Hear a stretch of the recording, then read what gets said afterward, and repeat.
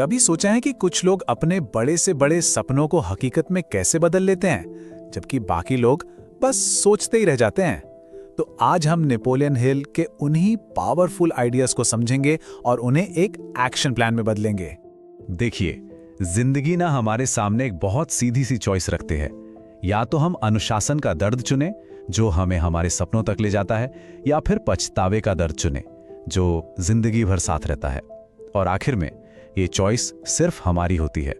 और बस यही सवाल हमारे आज के डिस्कशन का सेंटर पॉइंट है। नेपोलियन हिल का मानना था कि जो इंसान अपने मन पे काबू पा लेता है ना, वो अपने किस्मत का मालिक बन जाता है। यहीं से हमारे सपनों को हकीकत में बदलने का असली सफर शुरू होता है। तो चलिए शुरू करते हैं हमारे पहले पिलर से, मन की शक्ति। इससे पहले कि हम बाहर की दुनिया में कुछ भी बनाएं, हमें अंदर एक मजबूत नींव बनानी होगी। यह सब कुछ एक मेंटल ब्लूप्रिंट तैयार करने के बारे में है, जो हमारी बड़ी से बड़ी अचीवमेंट्स का बेस बनता है।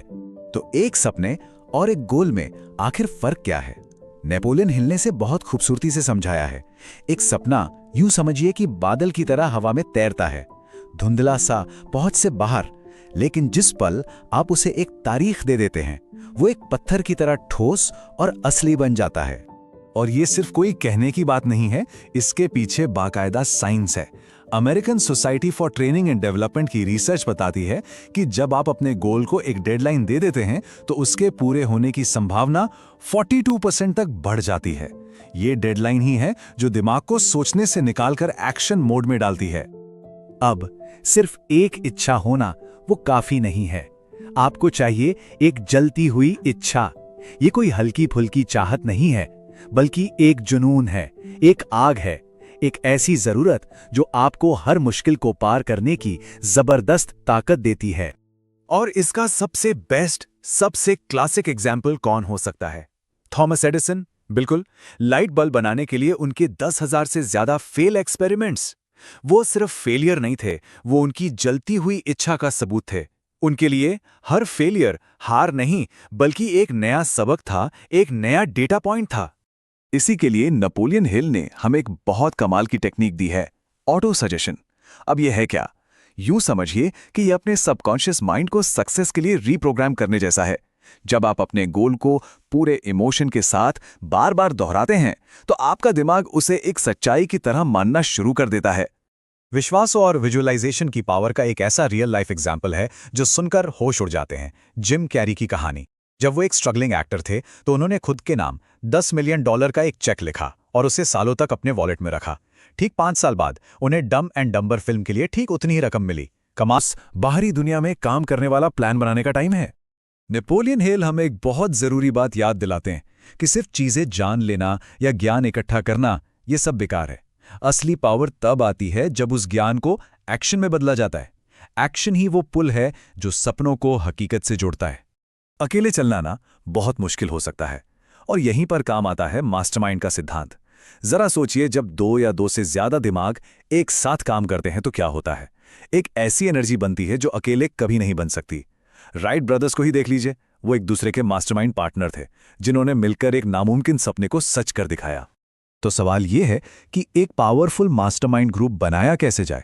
सबसे पहले तो ऐसे लोगों को ढूंढिए जिनकी सोच आपसे मिलती हो, लेकिन जो अलग अलग नजरिए भी ला सकें। नियमित रूप से मिलें, आइडियाज पर बात करें और एक दूसरे की ग्रोथ के लिए कमिटेड रहें। ये सिर्फ लेने के बारे में नहीं, देने के बारे में भी है। एक और बहुत जरूरी क्वालिटी है फैसले लेने की हिम्मत। हेनरी फोर्ड को ही देखिए, जब उन्होंने अपनी कार का विजन बनाया तो सब उन पर हंसे, लेकिन उन्होंने फैसला ले लिया था और वो उस पर टिके रहे। उनकी इसी जिद ने पूरी ऑटोमोबाइल इंडस्ट्री को बदल कर रख दिया।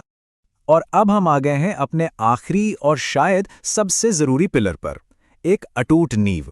ये सब कुछ उस दृढ़ता और हिम्मत को बनाने के बारे में है जो सक्सेस के लंबे और अक्सर मुश्किल सफर पर टिके रहने के लिए चाहिए होती है। एक आंकड़ा है जो सुनकर शायद थोड़ा झटका लगे। करीब 80% लोग जैसे ही कोई मुश्किल आती है, पहले कुछ हफ्तों में ही अपने गोल्स को छोड़ देते हैं। लेकिन फिर एक और कहानी है, कर्नल सैंडर्स की। अपने KFC रेसिपी के लिए कोई इन्वेस्टर ढूंढने से पहले उन्हें 1009 बार ना सुनना पड़ा था। ये होती है असली दृढ़ता। तो समझिए कि दृढ़ता या परसिस्टेंस कोई ऐसी चीज नहीं है जो किसी में होती है और किसी में नहीं। नहीं, ये एक मसल की तरह है। आप जितना ज्यादा इसे इस्तेमाल करेंगे, ये उतनी ही मजबूत होती जाएगी। हर फेलियर को एक एंड नहीं, बल्कि सीखने और मजबूत बनने का एक मौका समझिए। अपने टाइम को एक हथियार की तरह इस्तेमाल करने के लिए ना, पार्किंसन का नियम समझना बहुत जरूरी है। ये नियम कहता है कि काम उतना ही फैल जाता है जितना टाइम आप उसे देते हैं। अगर आप किसी काम के लिए 1 हफ्ता देंगे तो वो 1 हफ्ता लेगा। अगर 2 दिन देंगे तो आप उसे 2 दिन में भी कर लेंगे। टाइम ब्लॉकिंग जैसी टेक्निक्स का इस्तेमाल करें ताकि कम समय में ज्यादा काम हो सके। तो हमने बात की मन की शक्ति की, एक्शन की और एक मजबूत नींव की। लेकिन ज्ञान एक्शन के बिना अधूरा है। अब सीखने से ज्यादा जरूरी है करना। नेपोलियन हिल का ये मैसेज ना एकदम क्रिस्टल क्लियर है। सही समय का इंतजार करना ही कामयाबी के रास्ते का सबसे बड़ा रोड़ा है। असली पावर आज, अभी, इसी पल से शुरू करने में है। तो मैं आपको इसी एक पावरफुल सवाल के साथ छोड़े जा रहा हूं।